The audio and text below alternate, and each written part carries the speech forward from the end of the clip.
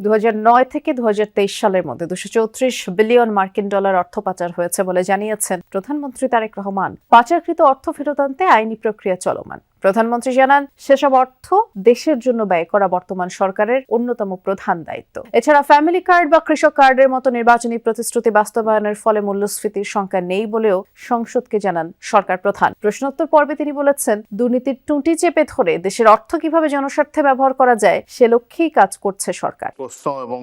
সরকার প্রধান হয়ে প্রথমবারের মতো সংসদের প্রশ্নোত্তর পর্বে প্রধানমন্ত্রী তারেক রহমান। ত্রয়োদশ সংসদের প্রথম অধিবেশনের ষষ্ঠ দিনে এই পর্বে প্রথম প্রশ্নটি গুমের শিকার বিএনপি নেতা ইলিয়াস আলীর স্ত্রী ও সিলেট 2 থেকে নির্বাচিত সংসদ সদস্য তাসিনা রুশদীর লুনার।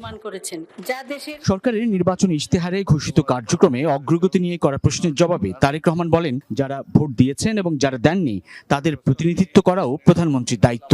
জানান, পয়লা বৈশাখের দিন 10 জেলায় প্রায় 22,000 কৃষকের হাতে পাইলট প্রজেক্টের আওতায় কৃষক কার্ড তুলে দেওয়া হবে। এছাড়া ফ্যামিলি কার্ড, খাল খনন কর্মসূচির মতো নির্বাচনী ইশতেহার বাস্তবায়নে উল্লেখযোগ্য অগ্রগতি হয়েছে।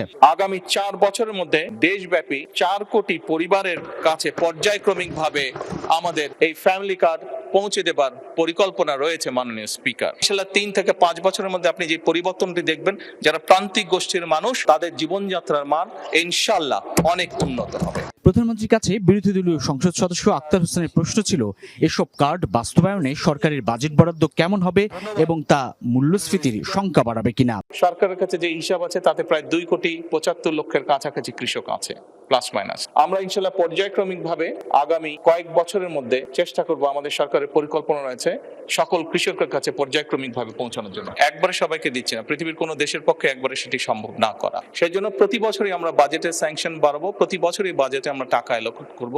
এভাবে পর্যায়ক্রমিকভাবে ধীরে ধীরে আমরা এগোবো।